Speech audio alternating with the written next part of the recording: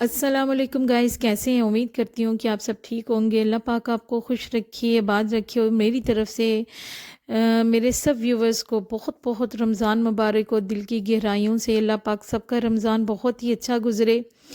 तो रमज़ान से पहले किन लोगों ने जो है ना अपनी तैयारी करके रखी है, तो मैं साथ वो भी आपसे अपनी जो रूटीन है वो भी शेयर करूँगी। पूरा रमज़ान अपनी सारी रेसिपीज़, अपनी सारी जो रूटीन है वो भी आप लोगों के साथ शेयर करूँगी।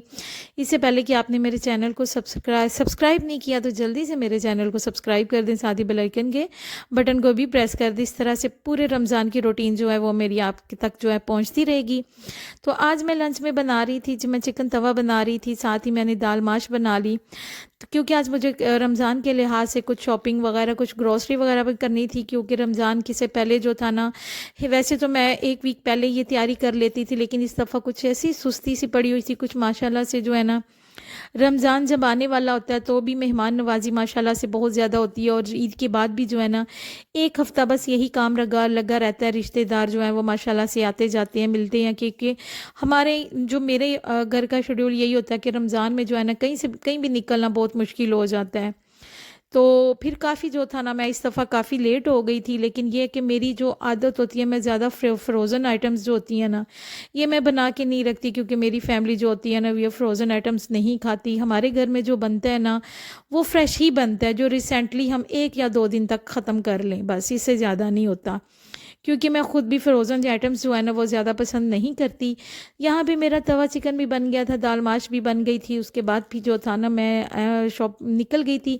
रमज़ान में कुछ चीज़ें जो होती हैं ना, ये बड़ी ही हमें मैनेज करनी पड़ती हैं। आप लोग भी मुझे बताना कि आपकी तरफ महंगाई का क्या शेड्यूल है। हमारी तरफ तो मैं कहती हूँ कि रमज़ान में गिन गिन के जो है ना, ये महंगाई बदला लेती है, कि हर चीज़ को जो है ना लेते हुए एक दफ़ा सोचना पड़ता है कि फ्रूट्स हो जाए, सब्जियां हो गई हैं, ग्रोसरी कोई भी चीज़ है ना, तो बंदा एक दफ़ा सोचता है कि बस ये चीज़ लें या ना लें, मतलब कि समझ और जो है ना वो बजट से सब सब बाहर हुई होती है। तो बस ये छोटी छोटी चीज़ें होती हैं जो हमें ख्याल रखनी पड़ती हैं। और मीन्स जो मेरी जैसी हाउस वाइफ होती हैं, जिनका मतलब कि 3 टाइम्स जो है वो किचन में ही रहती हैं, तो इस छोटी छोटी चीज़ें जो है ना काफ़ी टाइम टेकिंग हो जाती हैं, कि हम हर चीज़ को किस तरह मैनेज करें। तो फिर ये बस यही था कि मैं बस माइंड में यही सोच रही थी कि वीकली प्लान जो होता है ना, वो मुझे क्या करना है। जो मतलब कि जो मेरी अफ्तारी का होता है, रमज़ान में सहरी का होता है, उसी हिसाब से मुझे ग्रोसरी भी लेनी थी। ग्रोसरी में बस जो चीज़ें मुझे ज़रूरी लगी थी, जो कुछ थी वो मैंने नहीं ली, लेकिन जो ज़रूरी थी, जो ख़त्म हुई थी किचन में, वो बस मैंने उनकी लिस्ट बनाई फटाफट से। और ये चीज़ें जो थी, कुछ जो होता है कि जो हम जो यूट्यूबर होते हैं, जो अपनी कुकिंग के अकॉर्डिंग जो अपनी वीडियोस कुकिंग के अकॉर्डिंग भी कुछ जो चीज़ें मुझे सही लगी, बस मैंने वो भी ख़रीद ली थी। और बस महंगाई का तो ना ही पूछें। तो कुछ चीज़ें ऐसी होती हैं जो मैंने किचन में जो था ना, इनको बस साफ़ करना था। लहसुन प्याज, लहसुन को भी मैंने छील के रख लिया था, क्योंकि ज़रूरी लहसुन होता है कि वो टाइम जो है काफ़ी लेता है। बाकी प्याज वगैरह, धनिया, हर चीज़ जो है ना वो फ्रेश ही मैं काट लेती हूँ। लहसुन को मैं हमेशा जो है ना वो अपनी हेल्पर को लगा के जो है ना, हफ्ते 10 दिन का लहसुन जो है वो मैं छील के रख लेती हूँ। बेसन जो है, बेसन को भी मैं पहले ही रेडी कर लेती हूँ। जो खजूर थी वो इस दफ़ा से मैंने जो था ना, इस दफ़ा से मैंने दुबई की जो खजूर थी वो मंगवाई थी। क्योंकि जो है ना, वैसे तो यहाँ की पाकिस्तान की खजूर भी इस्तेमाल होती है, लेकिन इस दफ़ा मेरा माइंड था कि मैं इस दफ़ा जो है ना, ये जो खजूर है ये बहुत ही अच्छी होती है, और मुझे बहुत ज़्यादा पसंद है ये वाली खजूर जो है ना। तो उसके बाद ये है कि अगर ख़त्म होगी तो फिर यहाँ से भी लेनी पड़ेगी, लेकिन ये था कि वहाँ से थोड़ी सी मंगवा ली थी, कि चलें स्टार्ट रमज़ान में ये इनसे ही जो था ना काम चलेगा। उसके बाद बेसन जो है, बेसन मैं हमेशा छान के इसलिए रखती हूँ, क्योंकि रमज़ान में ये होता है कि बस जल्दी होती है। तो ये होता है कि इसमें जो था ना, अगर आप भी छान के रख ले के बस उसको इस्तेमाल की निकाला और इस्तेमाल किया, पूरा रमज़ान ये झंझट जो था ना ख़त्म हो जाएगा। तो मैंने सारे बेसन को भी मैंने छान के रख लिया था, साफ़ करके एक अच्छे से एम्पटी जार में, या बड़े से जार में, या छोटे जार में अपनी जो है ना आप डाल के रख दें। ये ख्याल रखिए कि उसमें खुश्क हो, वो पानी वगैरह, नमी वगैरह ना हो, नहीं तो आपका बेसन ख़राब हो जाएगा।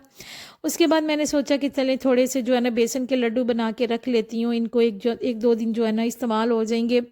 अफ्तारी में ये होता है कि मैं हमेशा अपनी वीडियो में कहती हूँ कि मेरी यही कोशिश होती है कि दही पल्ले वगैरह में जो है ना, मैं ये जो घर के बने हुए जो लड्डू हैं ना वही इस्तेमाल करती हूँ। तो इसमें मैंने सिर्फ सादा सादा नमक मिर्च डाली है और साथ एक चुटकी जो है ना वो मैंने इसमें बेकिंग सोडा डाला है और साथ पानी बना के इसको अच्छे इसके बैटर जो है ना इस हिसाब से बनाना है कि ना बहुत ज़्यादा पतला और ना बहुत ज़्यादा थिक हो। मैंने कहा चलें थोड़ा सा टाइम है तो कल की इफ्तारी के लिए जो है ना थोड़े से जो है बेसन के लड्डू हैं जो जो दही पल्ले बनाने हैं तो उनके लिए मैं रख दूँगी और ज़रूर इसकी रेसिपी भी मैं आपसे ज़रूर शेयर करूँगी। अच्छा इसका बैटर जो है ना बहुत पतला होना चाहिए और ना बहुत थिक होना चाहिए, ठीक है।